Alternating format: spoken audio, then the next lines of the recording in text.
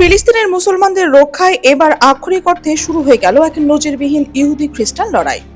গাজার অনাহারী শিশুদের জন্য ইউরোপ থেকে ছুটে আসা ত্রাণের জাহাজকে আন্তর্জাতিক জলসীমানায় জলদস্যুর মতো ছিনতাই করে পুরো ইউরোপের বুকে এক জ্বলন্ত পারমাণবিক বোমা ফুটিয়ে দিয়েছে অবৈধ রাষ্ট্র ইসরায়েল।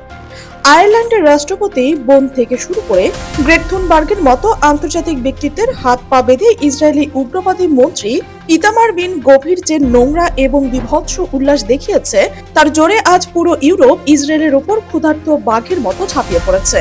ইতালি, স্পেন, ব্রিটেন থেকে শুরু করে ইউরোপিয়ান ইউনিয়ন পর্যন্ত আজ ইসরায়েলকে এমন এক নজিরবিহীন কূটনৈতিক ঘেরাওয়ের মধ্যে ফেলে দিয়েছে যে নেতানিয়াহুর সামনে আক্ষরিক অর্থে ইউরোপ থেকে ঘাটতা খায়ার কেয়ামত নেমে এসেছে।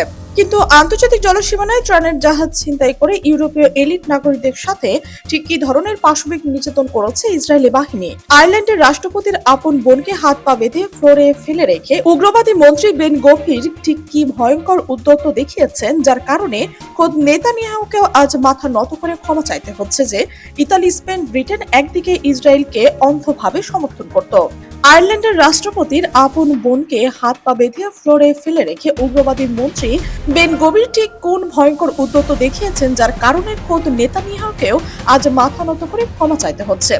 যে ইতালি, স্পেন, ব্রিটেন একদিন ইসরায়েলকে অন্ধভাবে সমর্থন করত, আজ তারা হঠাৎ করে কেন নিজেদের অ্যাম্বাসডরদের ডেকে ইসরায়েলের গলা চেপে ধরেছে। আর সবচেয়ে বড় প্রশ্ন হলো, এক সময় যারা ইসরায়েলকে প্রতিষ্ঠিত করতে মুসলিমদের সাথে যুদ্ধ করেছেন তারাই কি ফিলিস্তিনের রক্ষার শুরু হওয়া এই ইহুদি খ্রিস্টান লড়াইয়ের মাধ্যমে শেষ পর্যন্ত ইসরায়েলকে বিশ্ব মানচিত্র থেকে মুছে দেবে? এক রোমহর্ষকর সত্য এবং জালিমদের চূড়ান্ত পতনের নিখুঁত দৃশ্যপট জানতে ভিডিওতে একটি লাইক দিয়ে শেষ পর্যন্ত আমাদের সাথে থাকুন। এই শ্বাসরুদ্ধকর কূটনৈতিক ভূমিকম্পের শুরুটা হয়েছিল ভূমধ্যসাগরের আন্তর্জাতিক জলসীমানায়। গাজায় ইসরায়েলে চাপিয়ে দেওয়া বর্বর নৌ অবরোধ ভেঙে অনাহারী ফিলিস্তিনিদের জন্য খাদ্য ও জীবন রক্ষাকারী ঔষধ নিয়ে যাচ্ছিল গ্লোবাল সুমুদ ফ্লোটিলা বা ফ্রিডম ফ্লোটিলা কোয়ালিশন।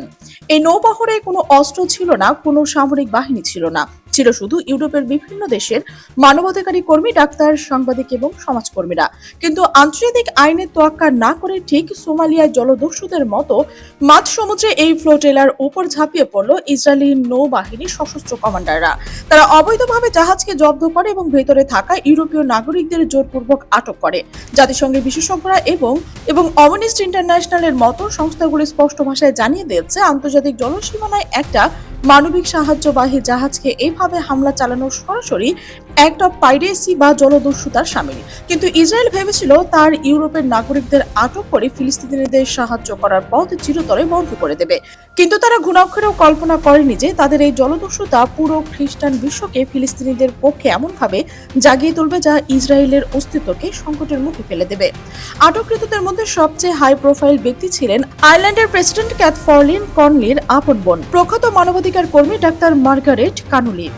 তাকে এবং গ্রেট থুনবার্গের মতো আন্তর্জাতিক ব্যক্তিত্বদের আটক করে ইসরায়েলের ডিটেনশন সেন্টারে নিয়ে যাওয়া হয়। আর এখানে ঘটে যায় সে ভয়ঙ্কর যা পুরো ইউরোপের রক্ত গরম করে দিয়েছে। ইসরায়েলের কুখ্যাত এবং চরম উগ্রবাদী ন্যাশনাল সিকিউরিটি মিনিস্টার ইমা তার বোন গভীর তার দলবল নিয়ে সে বন্দিশালায় প্রবেশ করেন। ইউরোপের এই সম্মানিত নাগরিকদের তখন হাত পা বাঁধা অবস্থায় ফ্লোরে হাঁটু গেড়ে বসে রাখা হয়েছিল। তাদের সাথে যে পাশবিক এবং অমানবিক আচরণ করা হয়েছিল তা মার্গারেট কনলির পরবর্তীতে তুরস্কের ডিপোর্ট হওয়ার পর থেকে তাকে কনসেন্ট্রেশন ক্যাম্প বা নাৎসিদের বন্দী শিবিরের সাথে তুলনা করেছে।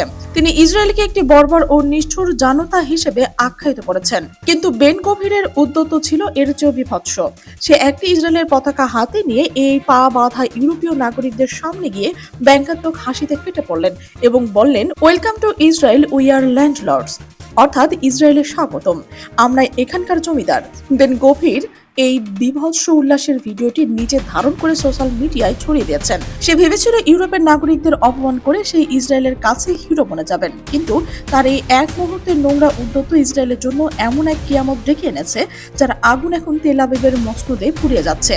এই ভিডিও যখন ইউরোপের মিডিয়াগুলোতে সম্প্রচারিত হলো তখন আক্ষরিক অর্থে পুরো ইউরোপের বুকে বিস্ফোরণ ঘটে। যে ইউরোপ দশকের পর দশক ধরে ইসরায়েলের প্রতিটি অপরাধকে চোখ বন্ধ করে সমর্থন দিয়ে এসেছে, আজ নিজেদের নাগরিকদের এই চরম চরম অবমাননা দেখে তারা ক্ষোভে ফেটে পড়লেন। শুরু হয়ে যায় ফিলিস্তিনি রক্ষার এক নজিরবিহীন ইহুদি খ্রিস্টান লড়াই। ইতালির প্রধানমন্ত্রী জর্জিয়া মেলোনি, যিনি এক সময় ইসরায়েলের কড়া সমর্থক ছিলেন, তেন গভীরের এই আচরণকে আনএক্সপেক্টেবল বা সম্পূর্ণ অগ্রহণযোগ্য বলে তিনি তীব্র নিন্দা জানিয়েছেন। ইতালীয় সাধারণ মানুষ এবং শ্রমিক ইউনিয়নগুলো রাস্তায় নেমে এসেছেন। শুরু হয়েছে জেনারেল স্ট্রাইক। ইতালি সরকার সরাসরি ইসরায়েল রাষ্ট্রদূতকে তলব করে এর কড়া জবাবদিহিতার দাবি করেছেন। স্পেনের পরিস্থিতি ছিল আরো ভয়ঙ্কর। বার্সেলোনা, মাদ্রিদ সহ স্পেনের বড় বড় শহরের ফিলিস্তিনি পতাকা হাতে ৭০,০০০-এরও বেশি মানুষ রাস্তায় নেমে ইসরায়েলের এই জলদস্যুতার প্রতিবাদ করেন। স্পেনের সরকার ইসরায়েলি চার্চ দ্য অ্যাফেয়ার্সকে ডেকে পাঠিয়ে চরম ভাষায় তাদের ক্ষোভ প্রকাশ করেছেন যে ব্রিটেন ইসরায়েলের রাষ্ট্র প্রতিষ্ঠার অন্যতম প্রধান কারিগরি ছিল। আজকে ব্রিটেনের রাজপথেও ইসরায়েলি বিরোধী স্লোগানে মুখরিত। ব্রিটিশ সরকার এই ঘটনায় ঘোর কনসার্ন বা চরম উদ্বেগ প্রকাশ করলে ইসরায়েলি অ্যাম্বাসেডরকে ডেকে পাঠান। ফ্রান্স তাদের নাগরিকদের উপরে নির্যাতন মেনে নিতে অস্বীকার করেছেন। Germany, Canada, Netherlands, Belgium, Sweden সহ ইউরোপের প্রায় প্রতিটি দেশে একযোগে ইসরায়েলের এই অবমাননাকর আচরণের বিরুদ্ধে সোচ্চার হয়েছে। আয়ারল্যান্ডের প্রধানমন্ত্রী মিখেল মার্টিন বেন গভিরের আচরণকে শকিং এবং অ্যাপেলাইন বলে আখ্যায়িত করেছেন। ডাবলিনের রাস্তায় আজ লাখ লাখ মানুষ ফিলিস্তিনিদের মুক্তির দাবিতে আওয়াজ তুলছে। ইউরোপের এই অভাবনীয় জাগরণ এবং এই ক্ষোভের মুখে আজ সম্পূর্ণ একঘরে হয়ে পড়েছে ইসরায়েল। তুরস্ক, পাকিস্তান, জর্ডান, মালদ্বীপ, ইন্দোনেশিয়া সহ 10টি দেশ যৌথভাবে বিবৃতি দিয়ে ইসরায়েলের এই হামলাকে আন্তর্জাতিক আইন লঙ্ঘন বলে ঘোষণা করেছে। চারদিক থেকে ধেয়ে আসা এই কূটনৈতিক সুনামির সামনে দাঁড়িয়ে আজ দিশাহারা হয়ে পড়েছে ইসরায়েলের প্রধানমন্ত্রী নেতানিয়াহু। পরিস্থিতি এমন পর্যায়ে পৌঁছেছে যে নেতানিয়াহু নিজে গণমাধ্যমে এসে বলতে বাধ্য হচ্ছেন যে বেন গভিরের আচরণ ইসরায়েলের মূল্যবোধের সাথে সামঞ্জস্যপূর্ণ নয়। কিন্তু নেতানিয়াহুর এই লোক দেখানো ক্ষমা প্রার্থনা ইউরোপের ক্ষোভকে এক বিন্দুও কমাতে পারেনি। ইতিহাসের কি নির্মম পরিহাস! একসময় যে ইউরোপিয়ানরা, যে ব্রিটিশরা ফিলিস্তিনিদের বুকের উপর পা দিয়ে মুসলিমদের সাথে যুদ্ধ করে এই অবৈধ রাষ্ট্র ইসরায়েলকে প্রতিষ্ঠা করেছিল, আজ সেই ইউরোপীয় ফিলিস্তিনিদের মুসলিমদের জন্য ইসরায়েলের গলা চেপে ধরেছে। ইউরোপের রাজপথে আজ যে হারে ফিলিস্তিনিদের পতাকা উঠছে তা প্রমাণ করে যে ইসরায়েলের মিথ্যা সাম্রাজ্য দাসের ঘরের মতো ভেঙে পড়ছে। ফিলিস্তিনের রক্ষায় শুরু হওয়া এই ইহুদি খ্রিস্টান লড়াই চোখে আঙুল দিয়ে দেখিয়ে দিচ্ছে জালিমের কোনো বন্ধু থাকে না। ইসরায়েল ভেবেছিল তারা গাজায় যা খুশি তাই করবে এবং বিশ্ব নিশ্চুপ হয়ে থাকবে, কিন্তু ফ্লোটিলায় হামলা করে এবং ইউরোপীয়দের অপমান করে তারা নিজেদের পায়ে নিজেরাই কুড়োল মেরেছে। আজ ইসরায়েলের শুধু মধ্যপ্রাচ্যের নয়, তাদের জন্মদাতা ইউরোপের কাছেও এক ঘৃণিত এবং অস্বচ্ছ রাষ্ট্রে পরিণত হয়েছে। বিশ্ব মানচিত্র থেকে এই অবৈধ রাষ্ট্র মুছে যাওয়ার যে প্রক্রিয়া শুরু হয়েছে, ইউরোপের এই গণজাগরণ তার চূড়ান্ত এবং অমোঘ নির্দেশিকা। এখন আপনাদের সামনে প্রশ্ন, একসময় যারা ইসরায়েলকে প্রতিষ্ঠা করতে চেয়েছিল, আজ তাদের এই ফিলিস্তিনি পন্থী জাগরণ নিয়ে আপনি কি ভাবছেন?